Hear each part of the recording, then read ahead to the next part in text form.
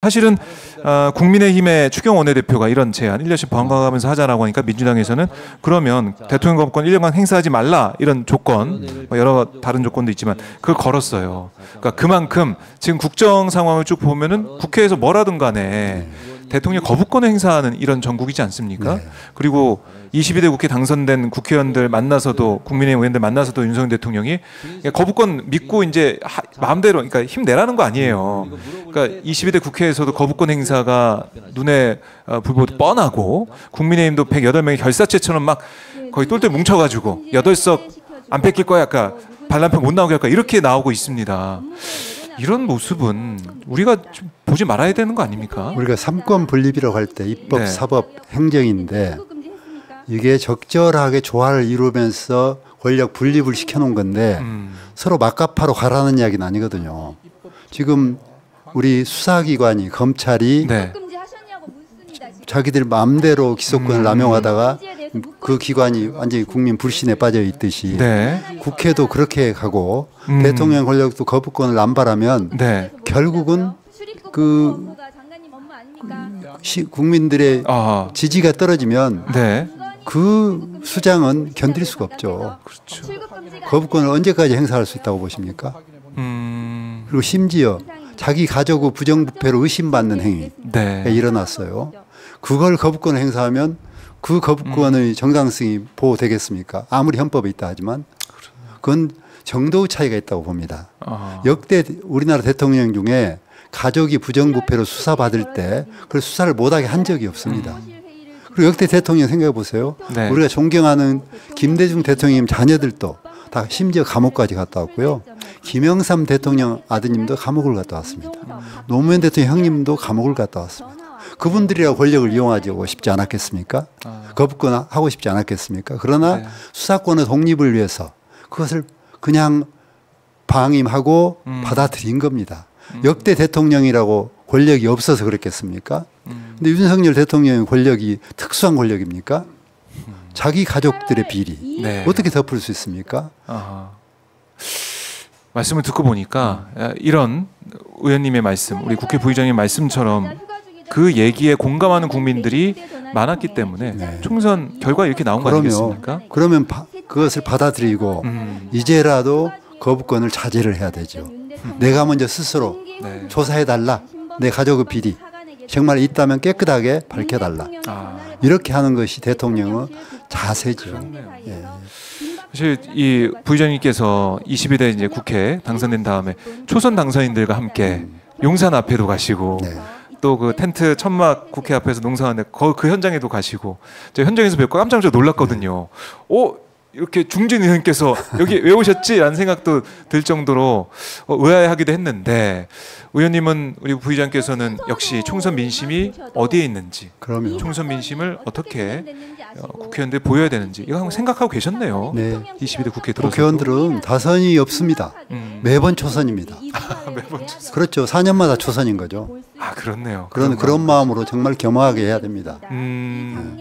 겸허한 마음을 가지고 현장에도 계시고 또 이제 앞으로 이제 국회 부의장으로서 의장단 활동도 하실 텐데 자, 뭐 다음 주에는 원구성이 되겠죠? 어떻게 예상하세요? 저는 의장님? 돼야 된다고 봅니다. 아마 의장께서 그렇게 하시리라고 믿고요. 그래요. 네. 또 우원식 의장하고 좀 소통하고 계세요?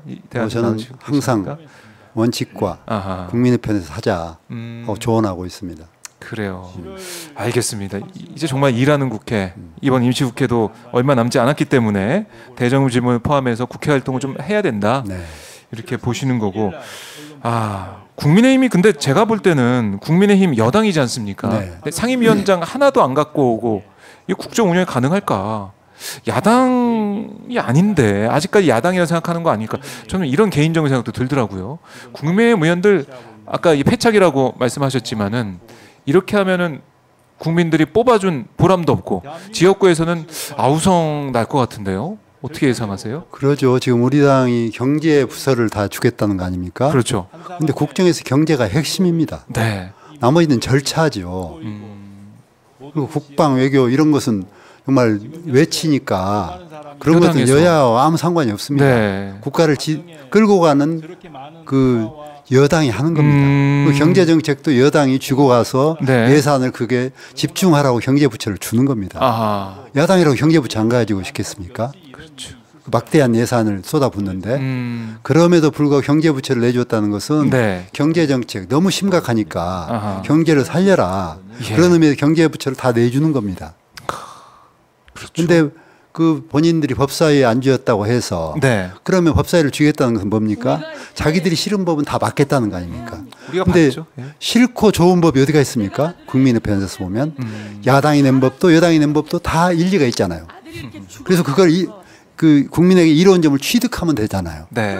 조합하면 되잖아요. 그런데 야당을 보면 다 나빠, 다 거부권해, 다 깎어, 네. 통과 안 시켜줘. 아. 그러려고 법사위를 주고 싶은 거죠. 음. 자기들이 타협하고 함께 조정한다고 하면 법사위가 굳이 무슨 의미가 있겠습니까? 아. 법사위 원래 의미가 자구수정하라는 것이 맞아요. 법사위예요. 예. 근데 그동안 법사위 위원장들이 그렇게 독하게 그 필요 이상의 독재 법사위원장 노릇을 하고 싶어 하는 거죠. 아. 그런 취지가 없으면 왜 굳이 법사위에 안 준다고 다 국정을 방기합니까? 그렇네요. 네. 자, 그래서 지금 법사위 현장도 저희가 함께 보여드리고 있는데 입법 청문회가 진행되고 있습니다. 최혜병 특검법에 대한 입법 청문회, 그리고 오늘 아마 전체 회의를 통해 가지고 이 법이 처리가 될 것 같아요. 이제 본회의로 넘어가게 되는 건 수순인데, 이 법도 마찬가지로 지난해 보면은 21대 국회에서도 그렇고 제대로 논의가 안 된 거 아니겠습니까? 제대로 논의가 안 된 것이고, 김도 당시 법사위원장이 안 해줬으니까 패스트트랙에 올라간 것이고, 네, 특검법 자체가 네. 그렇게 된 것이기 때문에 이번에는 민주당이 법사위원장을 가지고 있는 그 효능감, 아, 법사위원장은 국민의 뜻을 이렇게 받드는 거구나, 이게 좀 느껴질 것 같아요. 네, 네. 입법 청문회도 그렇고요. 저희들이 우선 시급한 네, 최상병 특검, 김건희 여사 특검, 네, 이거 국민들이 다 바라는 거 아니겠습니까? 그리고 실제로 여론 지지도가 높잖아요. 네, 그걸 빨리 그 법을 통과시켜서 국민들 앞에 떳떳하게 그 과정과 네. 그 부조리 불합리를 밝혀야죠. 아, 국가기관이 이런 식으로 국가를 운영하면 안 되죠. 특별한 사람 봐주고 싶어가지고 제대로 된 수사 절차를 밟아가는데 네, 수사했던 사람 오히려 항명죄로 집어넣고 이걸 누가 용납하겠습니까? 네. 절대 용납 못하죠. 그리고 사람이 죽었습니다. 그게 하찮은 일입니까? 내 자식이 죽었다고 생각해 보세요. 군대 갔는데 그 싸늘하게 죽음으로 돌아왔다고 생각해 보면 그건 하늘이 무너지는 일입니다. 그 커다란 일, 하나의 생명이 죽어간 일을 가지고 그걸 비틀고 수사를 그 책임자들을 바꿔치기 하게 하고 예. 윗사람은 봐주고 밑에 사람만 처벌하게 하고 또 그걸 정당하게 절차를 밟아갔던 그 수사관은 오히려 항명죄로 집어넣고 그러면 옛날 원님 시대입니까? 왕조 시대입니까? 삼권을 다 쥐고 있는 왕조 시대에도 그렇게까지는 못했을 겁니다. 적절하게 의금부에서 그 수사를 하게 하고 네. 나중에 정말로 제대로 본인이 사인을 했는지 조선 왕조 시대도 거기까지는 보잖아요. 그렇죠. 지금 그때보다도 좀 못한 더 윤석열 후퇴한 정권. 시대로 가면 안 되죠. 그러니까 윤 대통령이 전화를 했다는 그런 기록들이 나오고 있는데, 이제 속속들이 윤 대통령이 그날 통화를 했고 예. 또 윤 대통령이 통화한 날 밑에 하부의 그 직원들이 계속 실무 논의를 했다는 것이 정황상 드러나고 있잖아요. 근데 국가 대통령이 그런 사법기관 또 수사기관이 할 일을 네. 개입하면 됩니까? 안 되죠. 본인이 그것을 가장 문재인 정부 때 반대하고 그것 때문에 본인이 저항했던 사람 아닙니까? 그래서 인기를 얻었죠. 그것 사실. 때문에 오늘날 대통령까지 된 네. 사람 아닙니까? 공정의 화신이라고 해가지고. 근데 그 화신이 네. 권력 지고 나니까 황제처럼 군림하고 자기가 지은 죄는 덮고 예. 자기는 그 공정한 절차에 개입해서 그걸 무너뜨리고 네. 이러면 국가가 운영됩니까? 그러니까요. 가장 제대로 법을 지켜야 될 사람이 가장 핵심에서 안 지키면 그 나라의 법치가 무너지는 거죠. 이른바 이 국정문란, 국기문란 사안으로까지 갈 수밖에 없다. 이것이 확인되면 네. 국민들이 뭐라고 하겠습니까? 그 자리에 그대로 있으라고 하겠습니까? 물론 그것이 무서워서 감추려고 네. 하겠죠. 그러나 그것이 드러나면 어떻게 해야 돼요?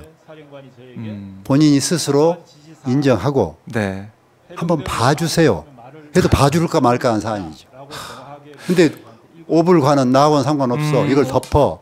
이 법 거부권 행사할 거야. 라고 이러면 어느 예. 국민이 그걸 인정하겠습니까? 그렇네요. 우리 국민들이 참다 못 참으면 네, 안 참는 사람이죠. 그럼요. 우리 우리가 수없이 겪었죠. 국민들의 예, 우리가 6월 항쟁 지난 지가 며칠이나 됩니까? 네, 그때 박종철 열사가 탁 치니까 억하고 죽었다.